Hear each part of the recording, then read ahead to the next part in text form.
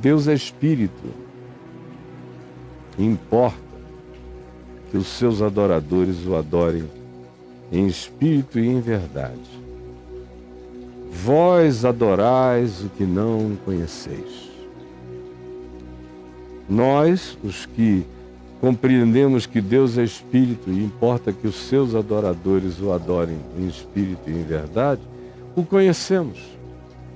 E sabemos, inclusive, que o fluxo histórico da revelação de Deus acontece para ser pontilhadamente seguido no ambiente da história dos hebreus, depois da história de Israel e agora da história dos judeus.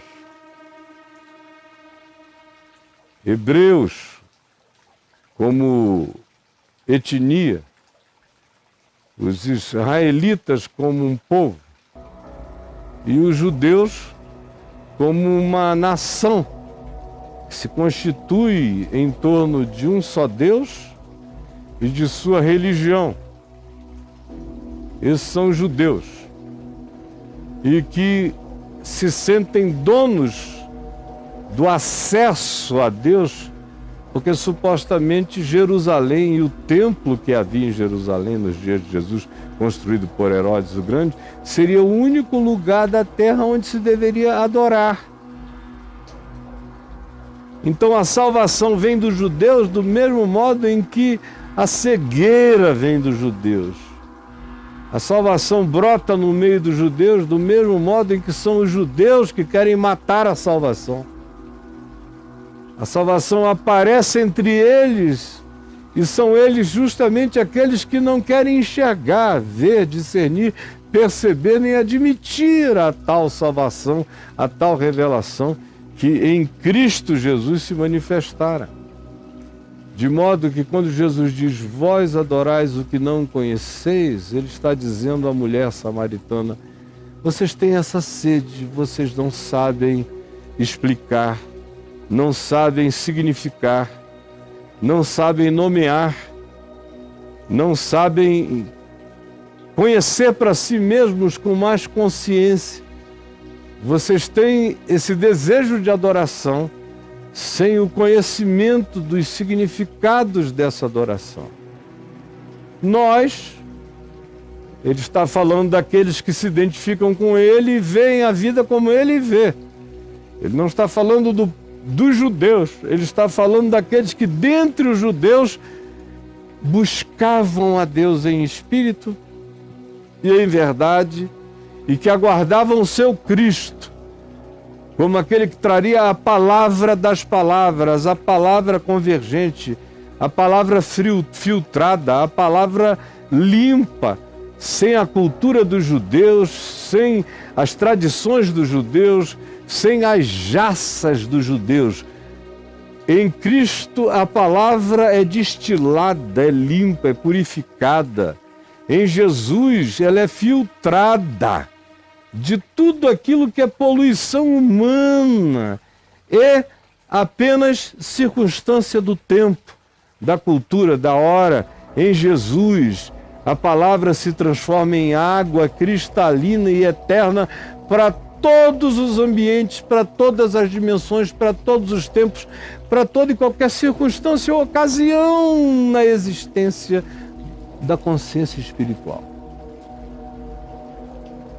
Vós adorais o que não conheceis, nós, os que cremos que Deus é Espírito, adoramos o que conhecemos, porque Deus é Espírito. Só se pode conhecer a Deus em Espírito e em verdade. E são esses que Deus procura. Está procurando consciências livres, que não creiam que Deus está contingenciado,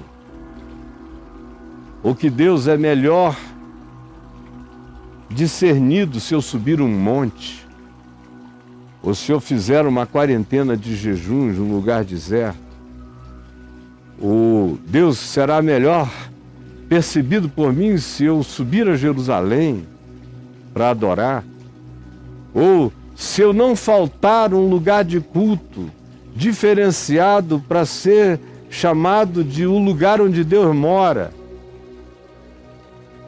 Não é o lugar nenhum, coisa alguma. Os céus dos céus, o universo, o cosmos dos cosmos, todas as dimensões não podem contê-lo. Ele, todavia, habita com o quebrantado e com o contrito de coração, porque ele é Espírito. Tudo que existe, existe nele. Mas nada do que existe pode contê-lo. Nem pode ser lugar da sua habitação. O lugar da habitação de Deus é no ambiente imponderável, não mensurável do Espírito, da consciência, desse ente não indicável, não pontuável, não aprisionável, que é o Espírito. Deus é Espírito e só tem relação com Ele os que entendem que o vínculo precisa ser o da consciência liberta, livre e submetida à verdade, não uma verdade como pacote doutrinário, mas a verdade como sinceridade existencial e como revelação de Deus em Cristo para a obediência em fé no mundo, na vida. Esta é a verdade. É a revelação do Evangelho que encontra a sinceridade do homem disposto a se curvar à lei da vida e andar nela com a lucidez dos que entregam a consciência para o serviço da verdade na vida. Esses são os que o Pai procura. E esses o Pai encontra em todos os lugares. É o Pai que os encontra, porque é o Pai que os procura. É o Pai que os encontra, porque é o Pai que os procura e os encontra aonde os encontra. E frequentemente, e mais do que frequentemente, eles não são aqueles que estão de segunda a segunda num santuário religioso ou cumprindo devoções ininterruptas, já feitas de modo mecânico, morto, estéril, desafetuado. Deus procura e encontra. Encontra nos lugares inomináveis e não nomeáveis pela religião, não admissíveis por esses que carregam a presunção de serem os gerentes de Deus no mundo. Deus os procura esses que querem encontrá-lo e adorá-lo em espírito e em verdade, que mesmo sem conhecimento histórico, sem informação, já carregam no coração essa avidez, essa busca, essa vontade. E eu encontro frequentemente ateus mais sinceros do que crentes, que por não terem ainda conhecido a Deus de modo a dizer eu conheci a Deus, preferem dizer eu acho que Ele não existe, ou eu nem creio. Mas você olha para eles e vê que a busca de vida deles é a busca por Deus. É a busca por encontros sinceros, por verdade, por aquilo que seja praticado com justiça, que seja prioritariamente amor. Eles não têm a informação, mas eles são movidos pela pulsão dessa busca. Isso já é provocação divina neles. É Deus indo ao encontro desse filho que, sem saber, tateia de volta para a casa do Pai. E o Pai os acha. O Pai sempre os acha. O que eu quero que você fique sabendo é isto. Tem gente aqui comigo que perdeu praticamente quase toda a existência na Terra, aqui, nessa dimensão, buscando a Deus em templos, em santuários, em terreiros, em cultos, em sessões, em salões, em montanhas, em lugares, em quarentenas. Nunca tiveram paz, nunca tiveram a sede descedentada. Continuam sedentos, sôfregos, aflitos, inquietos, desassossegados, incomodados, ansiosos. Eles têm templos, santuários, sacerdotes, cultos, ritos, liturgias, religiões, um monte sagrado ou uma cidade santa, seja lá o que for, mas adoram o que não conheceram. Adoram o que não conheceram. Porque Deus se revela em Cristo, que ensina o caminho da vida, como aquela mulher bem sabia. Mas Ele procura os seus. Nem todo o que me diz Senhor, Senhor, entrará no reino dos céus, disse Jesus. Porque não são sinceros, não adoram a Deus em espírito e em verdade. Nem todo o que diz em teu nome eu fiz milagres, expulsei demônios, curei enfermos, conhece a Deus. Porque não o conhecem em espírito e em verdade. Não. Estão dentro dos negócios de Deus como commodity. Deus é a melhor commodity da história humana. Porque ninguém tem que gastar muito para mostrar para o crédulo, para o ser crédulo, a Deus. Basta que você faça um objeto e diga, isto aqui é Deus. E haverá muitos crédulos que fixarão o olhar naquele objeto. Uma montanha, e você diga, quem subir nesta montanha 7 vezes na vida ficará superior aos demais e entrará no reino dos céus. Haverá multidões para fazerem essa insanidade acontecer. E assim você pode multiplicar por tudo o que você veja sendo feito, de maneira a tornar coisas relíquias sagradas, lugares santos, onde Deus mora, só para distraírem essa sede humana que vai fazendo com que o indivíduo vá de altar em altar, sempre adorando o Deus desconhecido. Vós adorais o que não conheceis. Fazem altares ao Deus que não conhecem. Vós adorais o que não conheceis. E a maioria dos que estão aqui comigo, a maioria esmagadora, adoram o que não conhecem. E acham que porque eles vão num lugar de culto e se dobram ali, ou levantam as mãos, eles conhecem a Deus.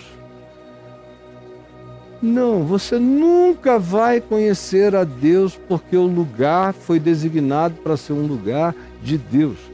Isso é só historinha de contos sagrados da caronchinha para os crédulos que vão se atropelando enquanto adoram o que não conhecem e chamam pelo nome aquele que eles nunca conheceram como pessoa, muito menos como Senhor, que tenha sido obedecido por eles, porque eles tenham discernido qual é a lei da vida, o caminho da vida, indicado por esse Deus do amor, que é Espírito e verdade. Adoram sem conhecer. E aí o que acontece? A gente emburrece. Toda vez que a gente chama de Deus o que não é Deus, a gente fica do tamanho do Deus a quem a gente chama de Deus. É por isso que quanto mais religioso, mais burro o indivíduo se torna, porque ele vai chamando de Deus a pequenez do tamanho da sua mediocridade, ou do tamanho da mediocridade dos que ensinam Deus para ele como se Deus fosse ensinável. E aí ele vai emburrecendo, emburrecendo. A adoração ao Deus que não é Deus emburrece. Diminui a mente, diminui o espírito, vai matando a intuição, acaba com a sensibilidade, reduz o indivíduo a uma máquina condicionada, a um ser pavloviano que vai de treino em treino, de condicionamento em condicionamento, repetindo mecanicamente as mesmas coisas. Aliás, a palavra mecanicamente foi usada por Jesus algumas vezes no Evangelho. Mecanicamente. Fazem isso no automático, sem espírito e sem verdade.